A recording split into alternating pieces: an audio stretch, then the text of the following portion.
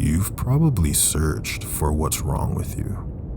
Maybe you've tried labels, calling it burnout, depression, anxiety, ADHD maybe.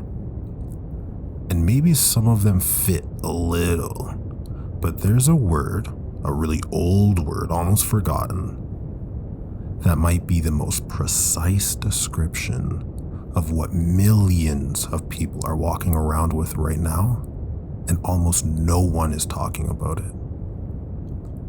That word is acedia. Acedia is not depression.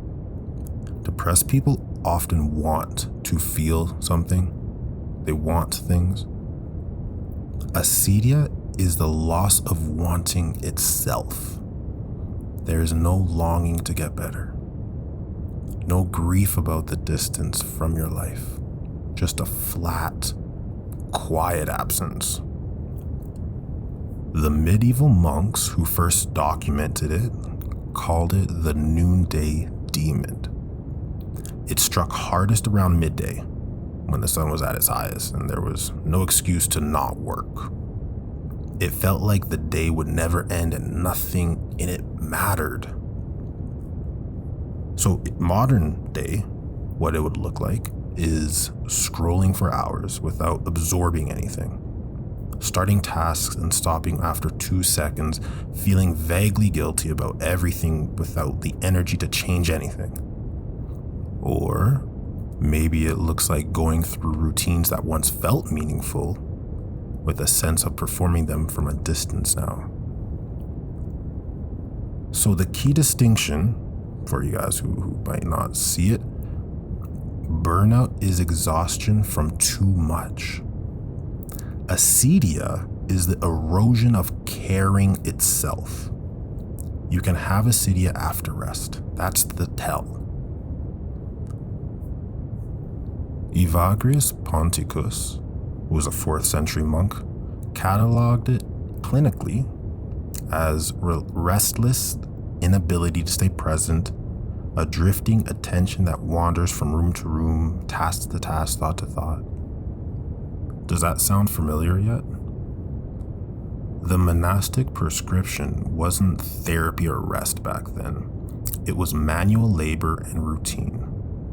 And it's not because work's the cure or they just had nothing else better to do, but because acedia is, at its root, a broken relationship with time and meaning.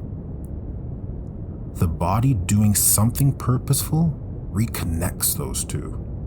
So in modern world, the solution isn't going to be motivation or watching videos on YouTube about what you might be missing, or just watching people drive around in fancy cars. It's tiny physical acts of care. Making your bed, cooking a meal when you could have gone out and been lazy, tending something maybe. Not productivity. You're looking for presence. Philosopher Joseph Piper wrote that acedia is ultimately a refusal of the self, a rejection of who you are and what you're called to become. The cure is not forcing yourself to feel things, but showing up to the small duties of your own life until care starts to return on its own. So in a practical sense, try this.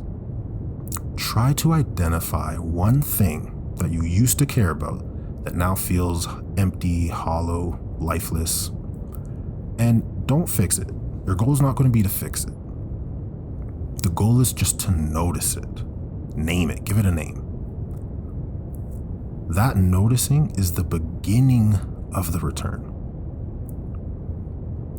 Thomas Aquinas called acedia a sin, not as a moral judgment, but because it causes a person to turn away from their own good.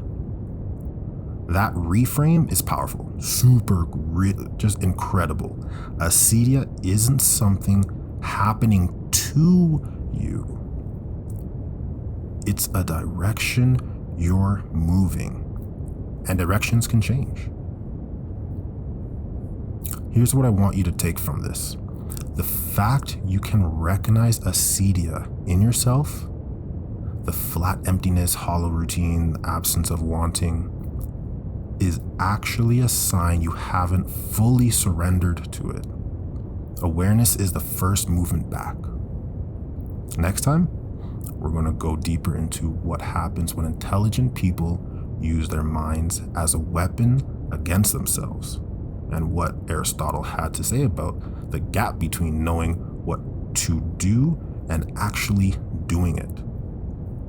If that's something you feel like in your own life, stay close.